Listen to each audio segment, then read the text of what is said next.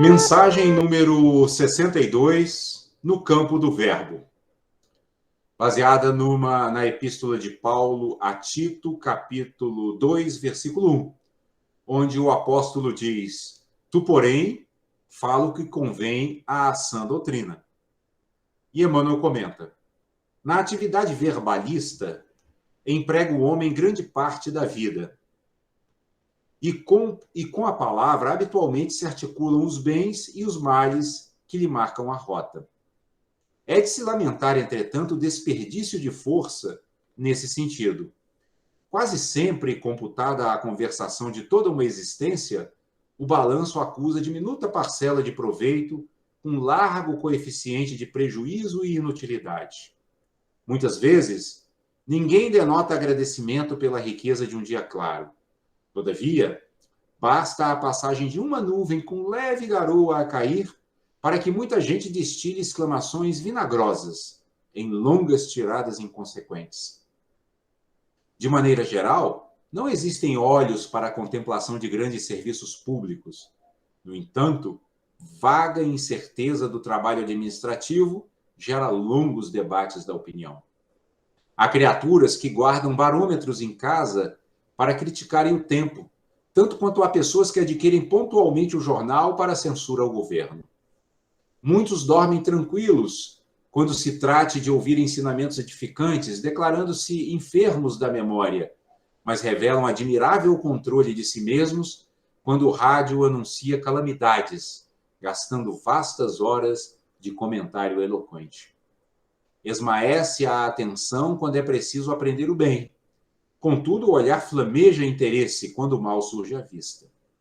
O mundo em si é sempre um parlatório de proporções gigantescas, onde as almas se encontram para falar, combinando fazer. Raras, no entanto, conversam para ajudar. Desborda-se a maioria no espinheiral da reprovação, no tormento da inveja, na fogueira da crítica ou no labirinto da queixa. Para nós outros, no entanto, o evangelho é seguro na advertência. Tu, porém, diz-nos o apóstolo, fala o que convém à sã doutrina. Não ouvides assim que de sentimento a sentimento chegamos à ideia. De ideia em ideia alcançamos a palavra. De frase a frase atingimos a ação. E de ato em ato acendemos a luz ou estendemos a treva dentro de nós. Então vejam que essa mensagem ela diz respeito a um ponto central do nosso comportamento diário, né, que é a questão da fala. Lendo essa mensagem, eu me lembrei aqui das 4 ações não virtuosas de fala, de que fala o budismo, né? O budismo fala das ações não virtuosas de fala, elencando-as como a fala mentirosa, né, o mentir, né? A ação não virtuosa de fala, mentir. A tagarelice, que é igual a conversa inútil, né? Jogar a conversa fora. Quantas vezes, né, as pessoas vão, vamos jogar um pouquinho de conversa fora, né? Considerada também uma ação não virtuosa de fala, né? A maledicência, né? O falar mal, né? E a injúria, né? A gente querer sempre falar só sobre o lado negativo das pessoas e das coisas. Então, vejam que é como diz Emmanuel aqui, né? Se a gente computar, né, o tempo de fala da existência toda dos seres humanos, e provavelmente nós aí incluídos, porque não é fácil controlar a língua, né? Eu, pelo menos, como praticante do evangelho, me vejo muitas vezes falando coisas que poderia não falar. Seria melhor até ter silenciado ou ter dado uma palavra um pouco mais sábia, né? Então, a língua não é um órgão fácil de ser controlado. E é isso que Emmanuel está chamando a atenção aqui. Porque fala, ela movimenta energia, né? A gente percebe isso, por exemplo, no fato de quando nós nos aproximamos de uma pessoa que está sofrendo e damos uma palavra de consolo, a fisionomia dela parece que descarrega, né? Se alivia, né? A simples palavra, né? Né? Aquele simples gesto verbal de dizer algo que console, já deixa já deixa a pessoa melhor. E o inverso também é verdade, né?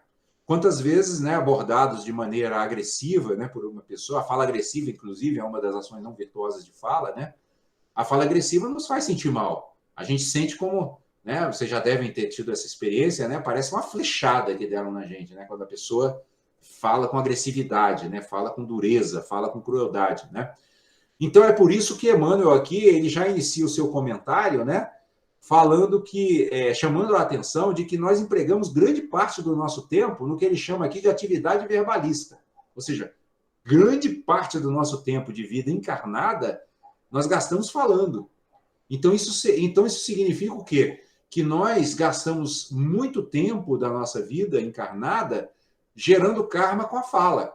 Então seria interessante que gerássemos karma positivo, claro, né? Para nós e para os outros que são objetos da nossa fala, isso é óbvio, né? Então, nesse início de comentário, Emmanuel já coloca isso para que a gente tenha a ideia, uma ideia melhor do quão importante é aplicar aquele conselho de Jesus, do orai e vigiai no campo da fala, né? Ou seja, procurar seguir aquele ditado indiano, né, que diz: quando falares, cuida para que tuas palavras sejam melhores do que o silêncio.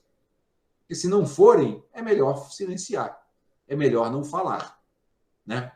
E Emmanuel segue, né, dizendo, inclusive, que é com a palavra que a gente articula bens e males, né? Os bens e males que nos marcam a rota. Olha que coisa interessante, quer dizer, ele nos coloca aqui como verdadeiros viajantes espirituais que vamos marcando a nossa rota, entre outras coisas, com a nossa fala. A gente marca também com nossos pensamentos e com nossas ações, mas a fala também tem um papel importante nessa rota. O que significa isso? Que estamos gerando, como eu disse agora há pouco, ou karma positivo ou karma negativo, ou seja, ou estamos com a nossa fala dando passos em direção à sabedoria e à liberação do sofrimento, ou estamos com a nossa fala, podemos também estar com a nossa fala gerando mais obstáculos e mais confusões e mais ignorância e mais cegueira em nosso caminho, para nós mesmos e para aqueles que nos cercam, porque vamos lembrar do princípio da inseparatividade, né? Não estamos sozinhos no universo.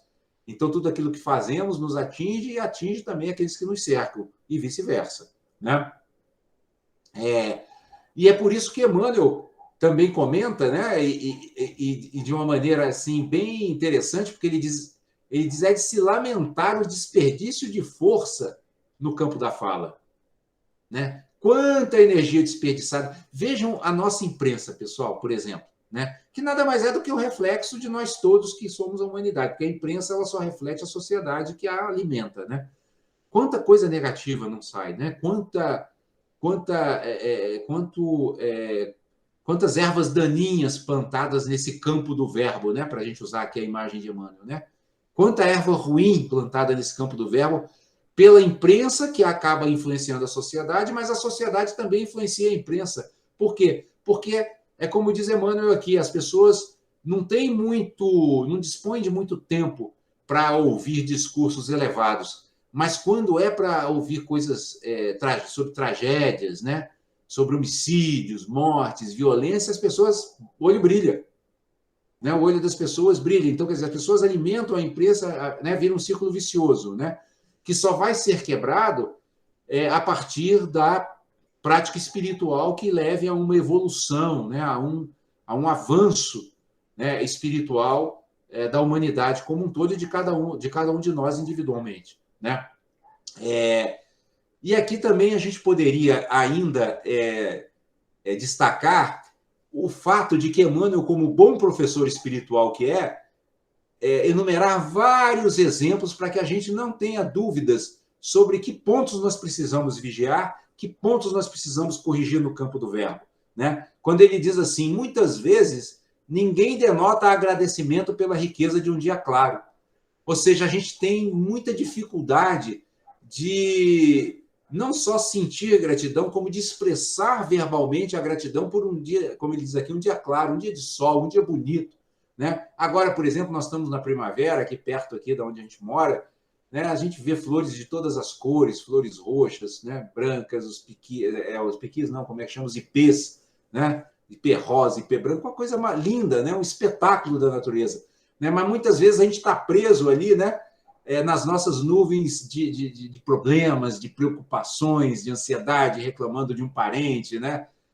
Brigando com um filho, ou com um marido, ou com um irmão, né? E não tendo olhos para ver também essa beleza e esse espetáculo que nos convida à elevação espiritual. Né? Então, Emmanuel chama a atenção para isso, né? Para que a gente supere esse mau hábito, né, de negatividade, né, de olhar muito para aquilo que, vamos dizer assim, que não está correndo bem, que está saindo um pouco dos trilhos, ou, né, ou que está um pouco errado, para olhar essa beleza, né, para olhar também que há muita coisa positiva. Né? Eu não, acho que, se não me engano, foi Carlos Drummond de Andrade, né, que fez um poema, que eu não lembro agora de cor as palavras, mas onde ele tenta fazer uma paródia muito engraçada, né? Falando assim, não, eu queria que tivesse um jornal assim, olha, hoje pela manhã um marido deu um beijo amoroso em sua esposa, um espetáculo de amor, né? Ele queria que saísse isso no jornal, e fazendo assim como se fosse o jornal. E a gente morre de rir, porque a gente vê que sai no jornal é justamente o contrário de tudo isso, né? O beijo carinhoso, né? A mãe que cuidou do filho, né? O neto que está ali cuidando do avô velhinho, isso não sai, isso não vira notícia. Né? As pessoas muitas vezes não falam sobre isso, mas qualquer coisa negativa rapidamente vem à tona, né? Rapidamente ganha publicidade. Né? E é isso que o Emmanuel está nos dizendo aqui, né? Que, de maneira geral, não existem olhos para a contemplação dos grandes serviços públicos. No entanto, vaga incerteza do trabalho administrativo gera longos debates de opinião. Ou seja, os governos, às vezes, realizam boas coisas. Realizam obras interessantes, constroem uma ponte, né? Criam um programa social para ajudar pessoas que estão passando fome. Ninguém tem olho para isso. Mas um mínimo deslize, né? Falou de corrupção, as pessoas, opa, vamos lá, vamos olhar. Olha só, tem corrupção no governo aqui, do governo do Distrito Federal, governo federal. Para isso a gente tem olhos. Né? Então, o que Emmanuel está querendo dizer? Não que a gente seja ingênuo, né? Não que a gente feche os olhos para o que está errado, mas para que a gente desenvolva olhos capazes de ver o bem, né? De ver o positivo, né? De não só olhar e destacar aquilo que é negativo. É isso que ele está nos convidando a fazer. Isso está faltando no mundo. Né? Não precisa que a gente nem falar isso. Né? Tá? É só olhar para como as coisas acontecem. É só ouvir as conversas, inclusive em família, no nosso círculo mais íntimo, para a gente ver o quanto que prevalece, né, muito a negatividade. Né? E aqui ele usa um exemplo também bem interessante, dizendo que as pessoas guardam barômetros em casa. Barômetros, né, são aqueles instrumentos que são usados pela meteorologia para ajudar a prever as mudanças de tempo. Né? E aí Emmanuel disse que as pessoas guardam barômetros em casa para criticarem o tempo, tanto quanto há pessoas que adquirem pontualmente o jornal para a censura do governo. Ou seja, as pessoas vão sempre atrás, né? Mais uma vez aqui ele falando, né? A pessoa compra o jornal só para ver, agora quero ver, né? Quero ver quem foi quem é aqui o próximo político corrupto da lista, que foi preso. Aprenderam, aí comemoram, né? Quer dizer, comemorar a desgraça alheia é uma das piores negatividades. É horrível isso. Nós devíamos manifestar compaixão pelo sofrimento dos outros, pela ignorância dos outros, né? Pela escuridão em que eles se encontram. Mas não, é fácil de ver as pessoas comemorando, sobretudo a prisão de pessoas famosas, né? De políticos ou de celebridades. Né? As pessoas acham bom que as pessoas tombem, né? Que as pessoas caiam dos seus pedestais, que eram muitas vezes falsos pedestais. Mas a gente não deve comemorar esse tipo de coisa, muito pelo contrário. A gente deve se compadecer e fazer aquilo, né, que o espírito compassivo e misericordioso do Evangelho nos recomenda. Desejar que a pessoa seja feliz, que se liberte do sofrimento, né, que se libere do seu karma, que manifeste lucidez de forma natural e instantânea e que se capacite a se ajudar e a ajudar os outros também. Né? E aí Emmanuel vai seguindo. Olha só, vocês perceberam como essa mensagem ela traz muitos exemplos. Emmanuel sabe da necessidade que nós temos de nos corrigirmos nesse campo da fala, né? E aí ele dá mais um exemplo dizendo que falta a atenção quando é preciso aprender o bem. Contudo, o olhar flameja quando o mal surge à vista. Né? A gente vê muito isso, né? Para o mal, a pessoa rapidamente, opa, né? É como eu falei, a prisão de uma pessoa, de um corrupto, né? Ou então, também uma outra coisa que eu gostaria de destacar que me ocorreu agora, né? Por exemplo, aquele caso do João de Deus, né? Que teve abuso sexual e tudo mais. Aí tudo bem, ele foi preso, foi processado, foi preso. Agora, as pessoas comemorando a prisão dele, mesmo as vítimas, isso não é uma boa coisa espiritualmente. Isso não é uma coisa para você comemorar, porque aí você não está cultivando o espírito de justiça, você está cultivando o espírito de vingança. Né? Você está comemorando o sofrimento alheio. O sofrimento alheio, e o nosso mesmo, e de todo mundo, de qualquer pessoa, não deve ser comemorado. Né? Do ponto de vista de quem quer evoluir espiritualmente. Ou seja, a pessoa que foi vítima de um abuso acaba agora gerando karma negativo para si própria porque está comemorando o sofrimento daquele que agrediu. Ou seja, faltou o quê? Lembra da mensagem que saiu 2 vezes para nós? Perdão, remédio santo. A pessoa, em vez de tomar remédio santo, que é o perdão, em vez de perdoar, ela está o quê? Se envenenando com ressentimento. Porque quem comemora, né, o sofrimento de outrem tá guardando ressentimento, está guardando mágoa. Né? É óbvio, eu não estou dizendo que é fácil esquecer determinadas agressões. Não, não é. Mas o que a gente tem que fazer numa reflexão como essa que nós estamos fazendo é apontar o caminho que liberta, né? E denunciar o caminho que aprisiona. Né? E realmente a pessoa guardar mágoas aprisiona. Né? Afunda mais a pessoa no lodo da ignorância. Né?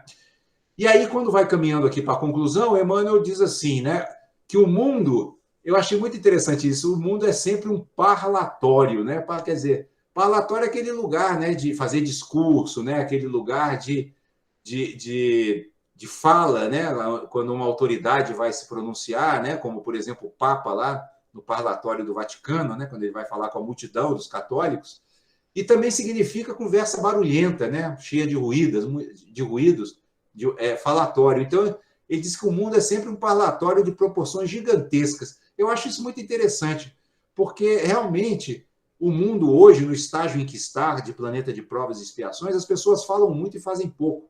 Né? Prometem. Já viram a promessa? Né? Promessa é a coisa mais comum. Né? Ah, vou fazer isso, vou fazer aquilo. Mas você olha e as pessoas não conseguem converter aquilo que prometeram em palavras em ações efetivas. Isso, inclusive, é muito comum na política atual, né? O político promete, vou fazer isso, vou fazer aquilo, vou fazer não sei o quê, mas na hora mesmo de realizar, acaba não realizando. Por isso que Emmanuel fala que o mundo em si está sendo um grande parlatório. E aí nós precisamos aplicar isso a nós, né? Essa reflexão a nós. Será que a nossa vida está se tornando um parlatório também? Ou seja, só conversa? Ou nós estamos realmente efetivando aquele bem que nos dizemos dispostos a efetivar? É uma reflexão a fazermos, né? Por isso que Emmanuel fala, ó, raras pessoas conversam para ajudar. A gente deveria ficar muito atento para que nós pudéssemos, em todas as nossas conversas, direcionarmos essa energia da fala para ajudar, para assistir, para amparar, para consolar. Né? E aí, Emmanuel, né, terminando essas sua sequência, né, de exemplos enriquecedores para a nossa reflexão, ele diz que, aí então conclui dizendo que para nós outros, né, no entanto, o evangelho é seguro na advertência. E aí ele replica a frase de Paulo a Tito. Tu, porém, fala o que convém à sã doutrina. Ó, muito interessante, pessoal. Nós que cultivamos o evangelho devemos falar só o que convém à sã doutrina. O que é a sã doutrina? É tudo aquilo que leva à bondade amorosa, à compaixão, à alegria altruísta, à equanimidade, à generosidade, à paz e à paciência. Ponto. Não precisa ter dúvida, não dá para ter dúvida com relação a isso. Só devemos falar aquilo que convém à sã doutrina, e a sã doutrina se resume a isso. Compaixão, bondade amorosa, equanimidade, alegria altruísta, generosidade e paciência. Se não levar a isso, não estamos falando o que convém à sã doutrina, ou seja, não estamos sendo fiéis discípulos do Evangelho, não estamos sendo fiéis discípulos de Jesus. E no último parágrafo, Emmanuel nos apresenta de maneira muito didática como é que a gente constrói um karma, positivo ou negativo. Porque olha o que ele diz, não esqueçamos que de sentimento a sentimento chegamos à ideia. Então, olha só, a gente permite que determinados sentimentos tomem conta do nosso coração, isso já gera ideias. Então, se eu permito que um sentimento de mágoa tome conta do meu coração, imediatamente pode brotar na minha mente uma ideia de vingança, uma ideia de agressão àquela pessoa que me causou a mágoa. Então, de sentimento a sentimento, chegamos à ideia. De ideia em ideia, alcançamos a palavra. Aí vem aquela ideia, né? Quer dizer, o sentimento da mágoa provoca uma ideia de vingança, e aí nós falamos algo agressivo. Pronto, já geramos karma no nível da palavra, no nível da fala, né? E de frase a frase atingimos a ação. É assim que acontecem grandes tragédias, inclusive domésticas, né? Ou seja, é assim que a pessoa se deixando tomar por essa mágoa, né, por esse sentimento de mágoa, que é o exemplo que nós estamos dando aqui, ela gera a ideia de vingança, dessa ideia de vingança vem a palavra agressiva, e da palavra agressiva ela pode até cometer um homicídio, né? É aí que vem feminicídio, né? É aí que nós vamos ver filhos assassinando os pais, né? Pais assassinando os filhos, verdadeiras grandes tragédias que surgem desse processo de construção, né? E Emmanuel, na última frase, diz assim: e de ato em ato acendemos a luz ou estendemos a treva dentro de nós. Pronto, eu acho que aqui é o que nós deveríamos guardar da mensagem, é o resumo de tudo, né? Nós estamos de ato em ato acendendo a luz ou estendendo a treva? É essa a reflexão que nós devemos guardar, né? É guardar em nossos corações a motivação de que, de ato em ato, né, de sentimento em sentimento, de ideia em ideia, de frase em frase, nós estejamos sempre acendendo a luz no nosso caminho e no caminho daqueles que nos cercam.